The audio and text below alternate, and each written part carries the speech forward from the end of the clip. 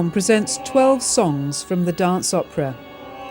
The songs are interleaved with interviews with some of the artists involved.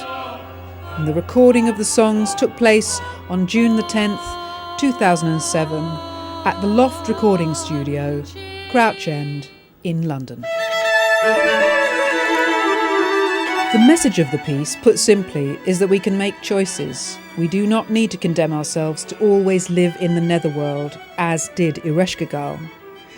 Inanna breaks the law of exchanging lives, upper for lower, and creates the law of sharing lives, upper and lower. She does this after her own return to life, having died in the netherworld. She revives and recognises her own power in touching the darkness. She finds the equilibrium to offer solutions with hope, not fear as a result.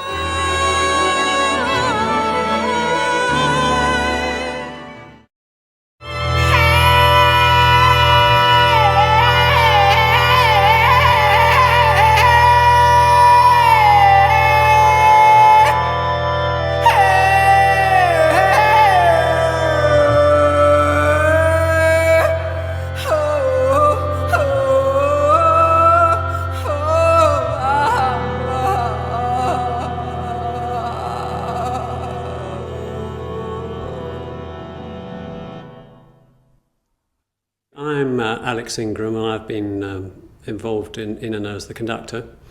And I'm an opera conductor. I also conduct a bit of ballet. And I suppose I've grown up absolutely through the classical opera process.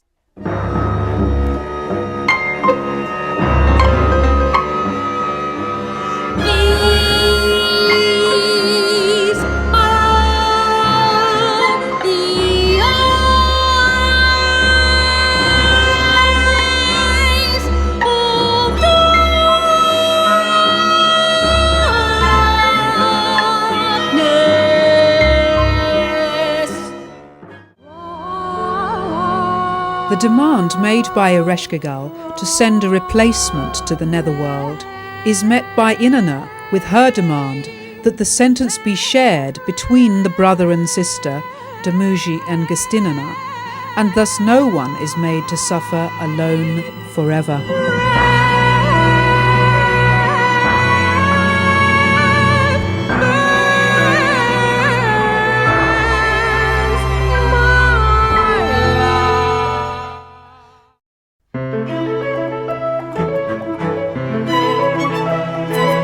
The farmer will plant his seed. In due course, I know he will. And leave you. No, no, no. Returning at your ripening to plough and drill and harrow you. No, no, not so. The farmer will reap his crop. In due course, I think he will. And rob you. Turning at your harvesting to cut and bind and thrash you. No, no, not so. To bend you to his will. If you stumble, I will hold you. You would hold me. If you falter, I will guide you. You would guide me. If you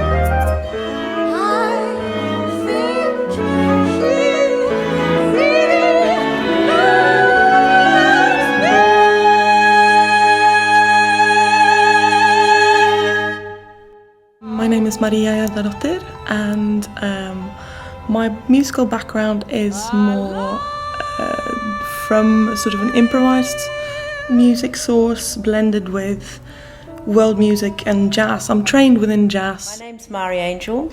I've been trained as an opera singer. I was part of a group called Opera Factory in the 80s. I've worked in several companies, Welsh National Opera, English National Opera, a lot, about 15 years with ENO. We did quite a lot of experimental work, and I've had quite a few things written to me by different composers. The story was originally written on stone tablets that were discovered in the Iraqi desert in the 1920s, I think it was, taken back to a museum, I believe it was in America, translated by a scholar called Samuel Noah Kramer, and with the help of Diane Volkstein, who brought in a kind of imaginative narrative storytelling component. And this book became an absolute cult book for women and men interested in the journey of the woman into the unconscious, because Inanna goes down into the symbolic world of the unconscious in the netherworld. The judgment Is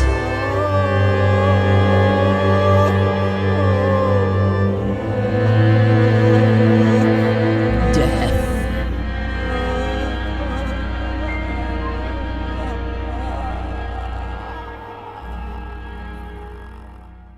It would be amazing to have it performed in Iraq, particularly because it's a story for women and women's individuality. Sumer was an earthbound feminine culture, and Inanna was the political and spiritual head of Uruk in the south, close to Basra.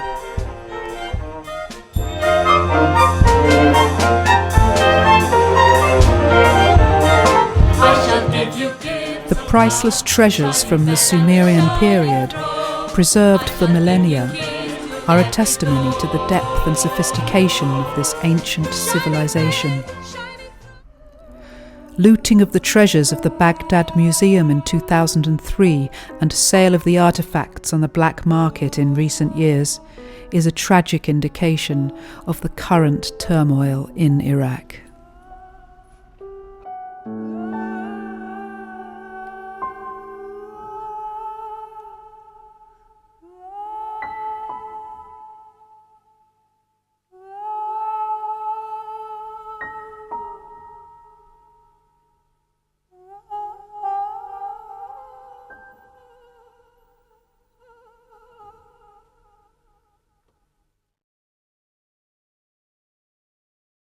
Ooh.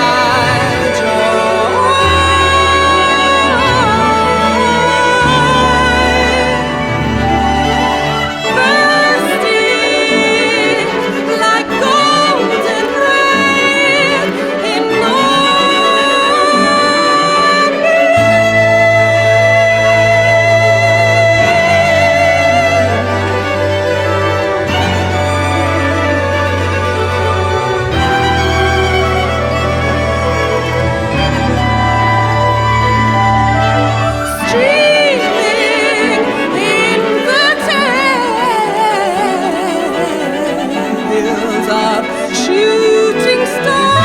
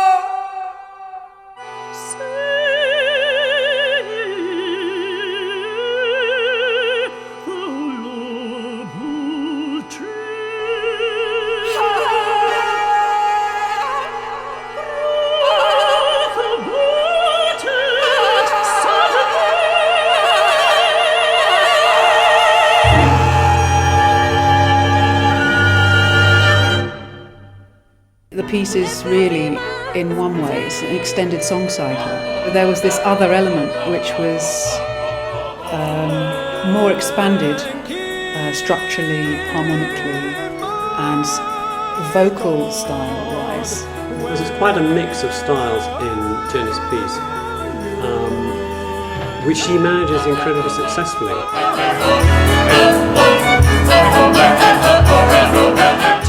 Singers who have got a background in high operatic art, approaching the world of John Adams and Steve Wright, in the world of music theatre and musicals.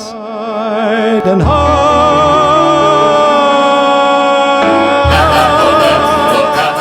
world music, especially the Middle Eastern sort of flavour of the improvised, the free voice music. Well, there's one part which is called the free voice part.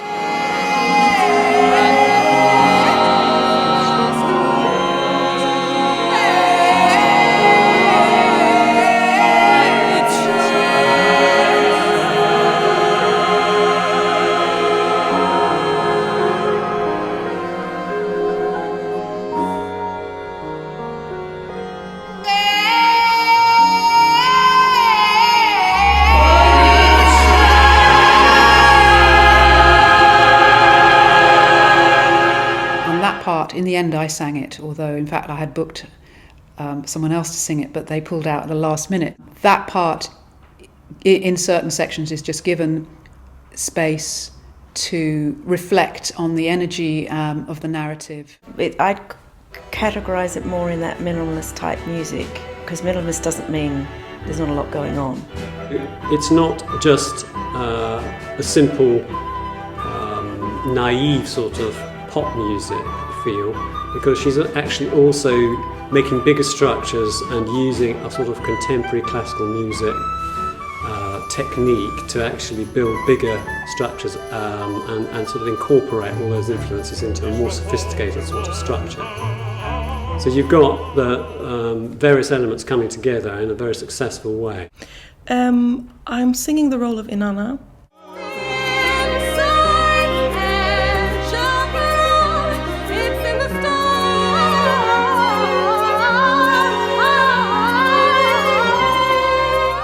It sounded really interesting, so I fancied to come along and challenge myself.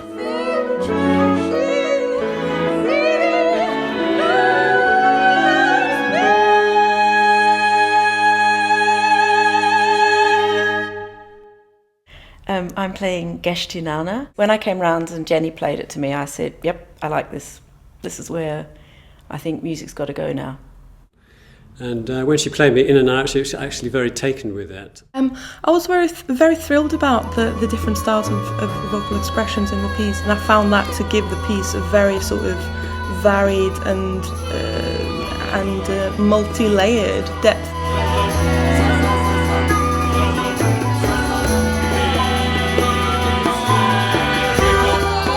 So it was performed in 1992 at the ICA.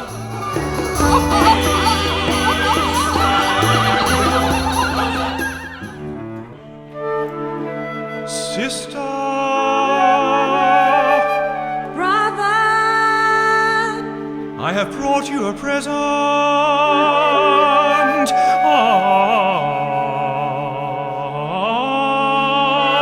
you too, my brother. I have brought you your bridal sheet.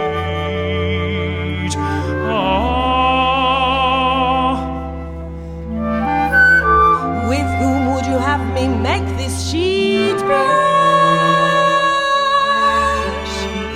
With the shepherd Dumuzi.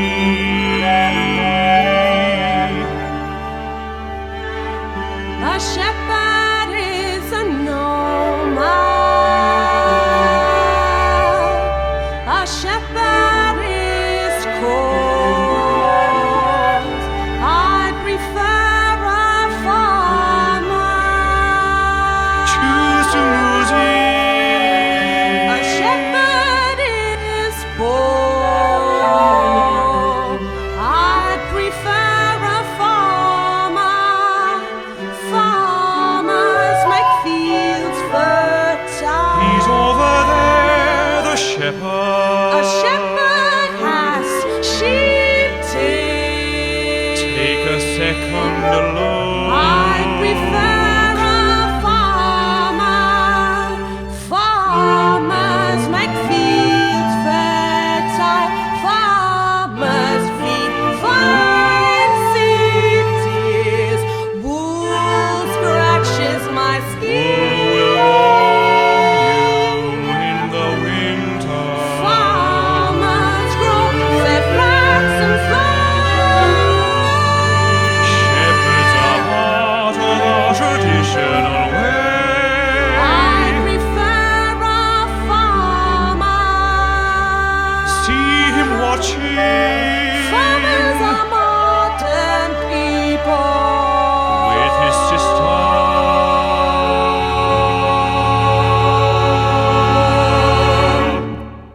What appealed to me about Jenny's score and the style of the music that she's used in it is that it's tonal music. And for me, the most interesting element in music is harmony.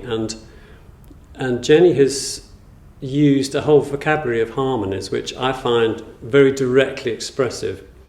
And even a connection back to Monteverdi, where the whole harmonic structure is more simple. There's a sort of driving, fun rhythmic element, and there's also those luscious and fun chords.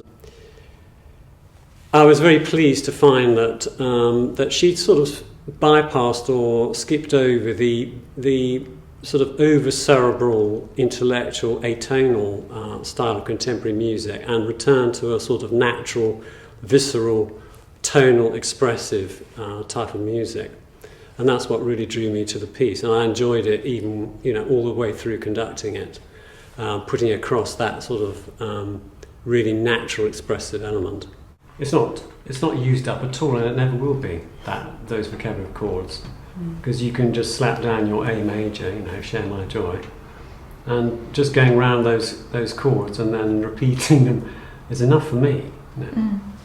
I want to hear it again and again and again, going round and round and round, because of it's part of the natural, it's part of nature. Isn't it? There's a great connection to our feelings and harmonies. Left, and I was just carrying this power of this beautiful singer, and out came this calling melody of Share My Joy. And I just sort of decorated it really, and because it was full already, there was nothing else needed really. I heard a version that she'd written first, which was just for string quartet and piano. We spent quite a lot of sessions, which were enormous fun, introducing some other instruments to the score. I was able to bring in my knowledge and experience as a conductor of orchestras to develop the instrumentation.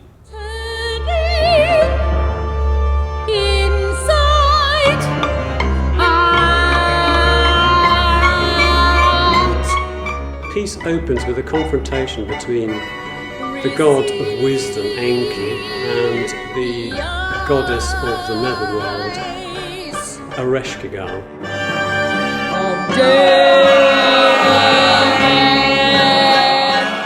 The dark night of the feminine soul.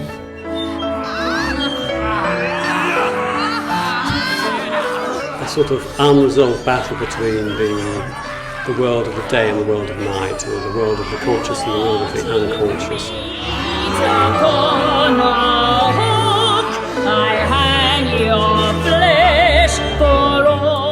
The tunes I got to sing, or the music I got to sing, had a very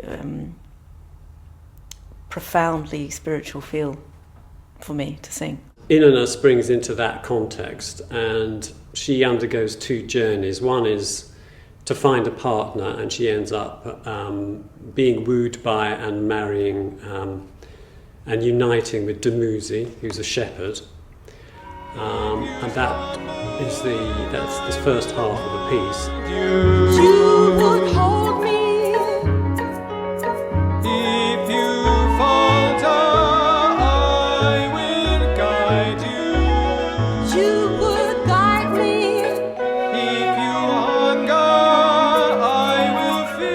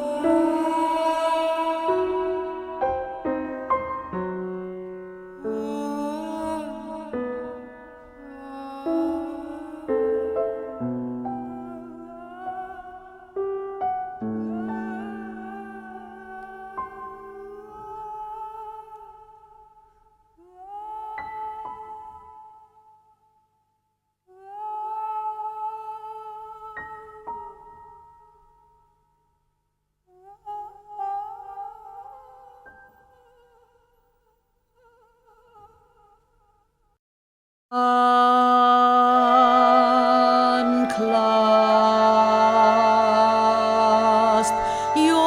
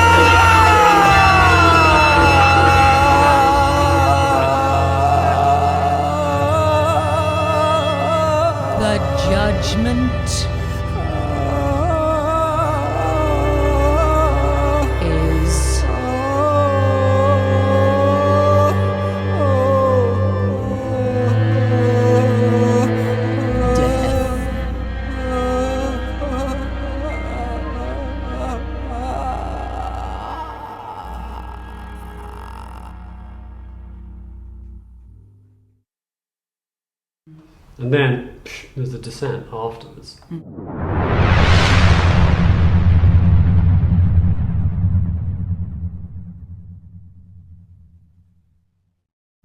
It's, your energy is a very high energy actually and it happens instantly. And it's as if you're happy with that sort of level of energy. We were all just dancing around in this space, and it was so freeing. And I just noticed how my energy just went into, God, this is a very creative space. This is high. This is where I could start writing exciting music. But it took this kind of discipline, meditation, party, freedom, take the clothes off. Now we can create, Your point about the body and feeling it in the body, and felt a tremendous lack of when I was being trained. It was at that time, wasn't it? Well, it was the early 80s, and I was being introduced to composers like Elliot Carter, Lutoslavsky. What sort of procedures were those, Jenny? What sort of things were they teaching you?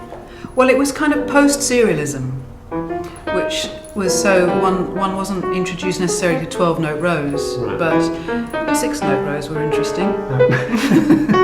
So cells of notes, and then again, but thinking in terms of the 12 semitones, and very much in the sort of Schoenbergian way. It was like the intuitive and impulse and the heart side of creativity was almost taboo. The great thing about Stravinsky is he sort of knows what comes next. I mean, they're beautiful chords a lot of the time. I mean, I think that's where I found some of my excitement about some of the more unusual chords that I've used. But to me, if they were all as complex as the chords that were in my stockpile, I would lose my ground. I would lose well, actually, what's the through line?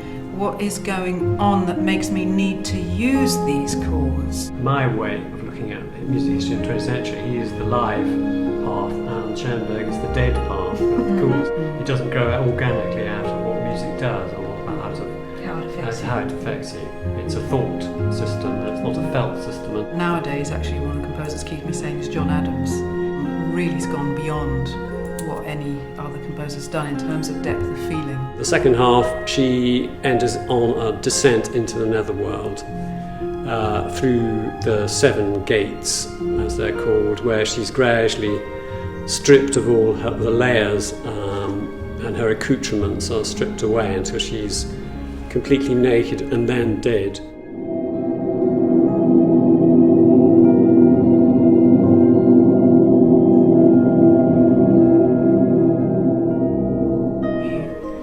Really delve down deep, there might be anything there. If you go, a lot of people are afraid, if you go down into this darker place and to try to draw up something authentic from within the depths of you, people, as you say, are frightened there's going to be nothing there. Or that it might be too heavy to deal with. Or that it might be too much. Or they might go mad. Or they might go. It is really dealing with, if you like, the sort of untamed part of ourselves.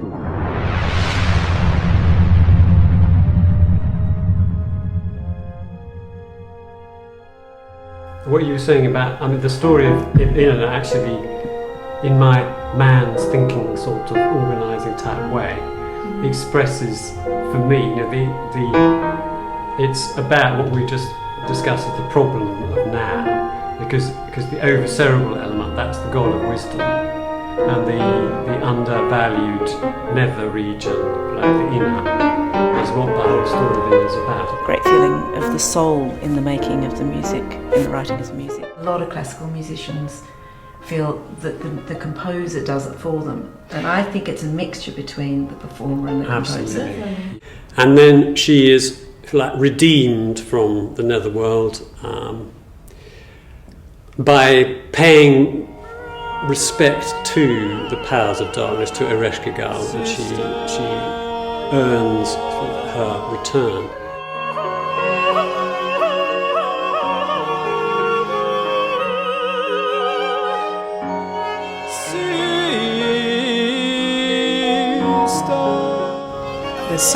There's this sort of analytical part of my mind that's at work, and a sort of an awareness of structure and so forth.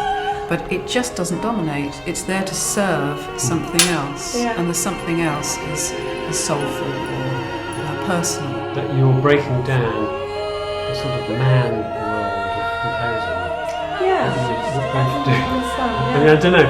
I maybe it's a silly thing to say, but all that music essentially has been man created, and to me the structures do have a sort of male type approach. She finds her husband's been having a wild time while she's away and not really caring very much about the fact that she's away, and she's extremely angry, and Dumuzi is condemned to replace her in the netherworld, but Dumuzi's sister Inanna intervenes and offers to share the sentence of being sent to the netherworld for half of the year, and that's how the piece is resolved.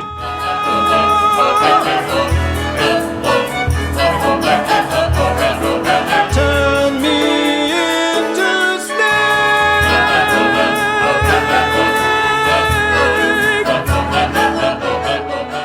Do you think the music can be a sort of like spiritual path? Yeah. I was saying to my daughter the other day, I think the reason you listen to music is to go on a trip. Yeah. But I think there's too much of music making going on today that's become neurotic in a way, and it's almost where I suppose they think they're reflecting the world, but I think we need music now to not reflect the world, to heal the world. Absolutely. Yeah.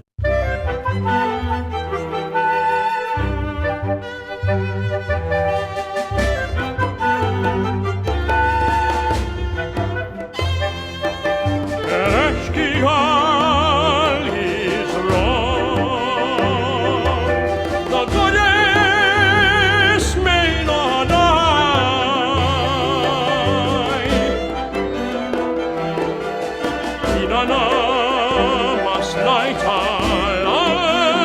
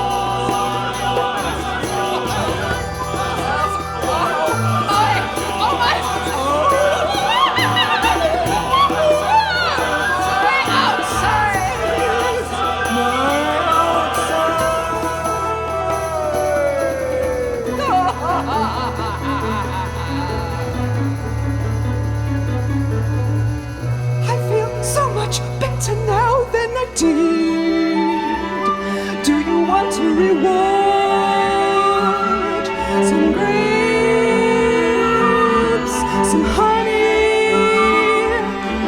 some rotten fruit.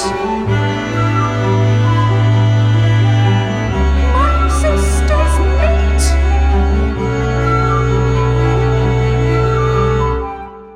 Very well. I'll have a cent. Now buzz off.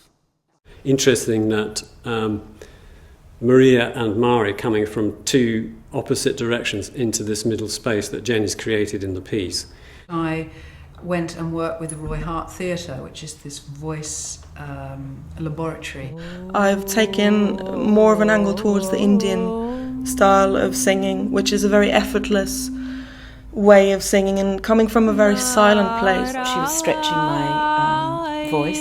It turned me inside out, and it turned my composing inside out.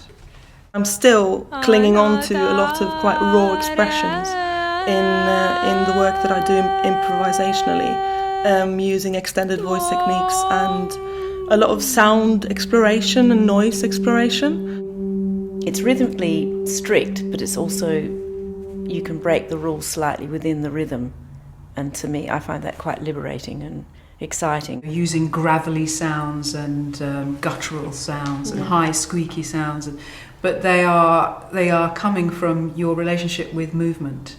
And those, as I said, those Eastern singers, it's absolutely naturally body to expression, the whole thing. Put them in that register, or down the octave or up the octave, or transpose them or change the decoration. And I think that kind of collaboration between singer and composer is wonderful and exciting. When you're going into White Bull on that long-held F,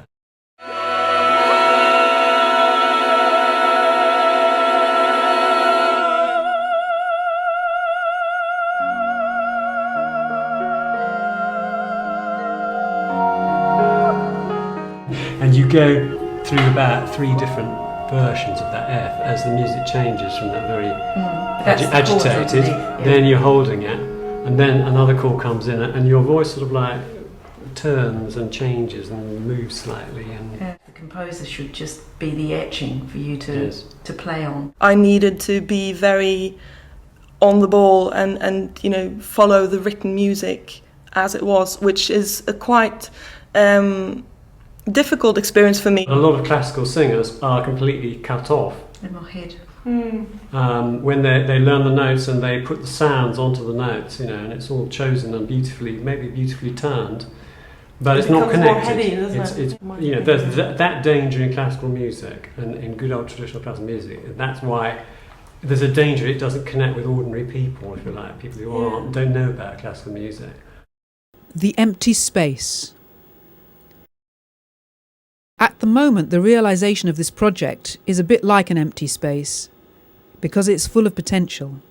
A new creative space is ready to be filled with the dancers, the singers, the design and the musicians, who will all go to make up the stage performance of this dance opera. I've not worked with like having a conductor and being part of such a big ensemble before, so that was very exciting and very nerve-wracking as well. Yeah.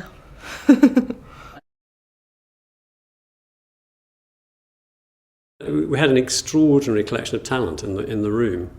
It wasn't a lot of overdubs and separation. Core of it was the Smith Quartet. With the shepherd And some other maverick, highly skilled performers. A shepherd is a nomad. A shepherd. The ambience up in this amazing flat over Crouch End was going to be a really positive part of recording it. choose to lose it. We rehearsed for 6 hours with various groups of people on the Saturday, and then on the Sunday we had 6 hours, 2-3 hour sessions actually attempting to record about 40 minutes of the music. I think it got a lot of concentration and a terrifically positive result actually in the end.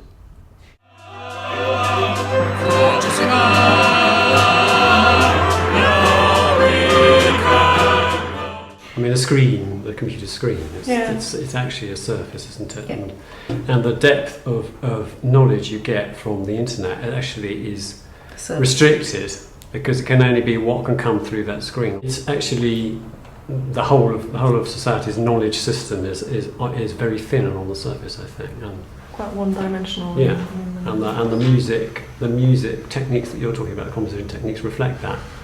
Because it's very easy, if you're just going to think about ideas rather than feel them, you can immediately start to construct and assemble and make bigger structures just out of having ideas, basically. I mean, in the sense of cerebral ideas, rather than feeling a need or an urge to go into somewhere next, which the great composers always feel. What's more exciting in music making is what's between the notes, and how you can make your interior world come out through the making of the music. And I think she's given a great platform for that kind of performance. Let the demons take you.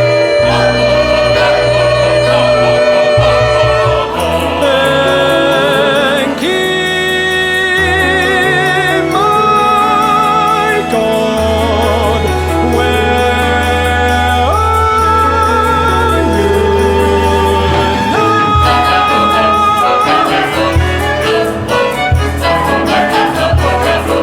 Turn me into snake.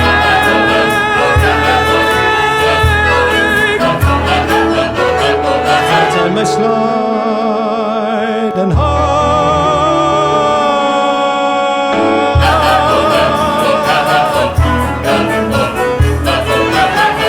red in the desert, yellow on the beach, green in the jungle. He's a snake, snake, kill the snake, snake, kill the snake, snake. Now a gazelle, he'd like a gazelle. He'd like a gazelle.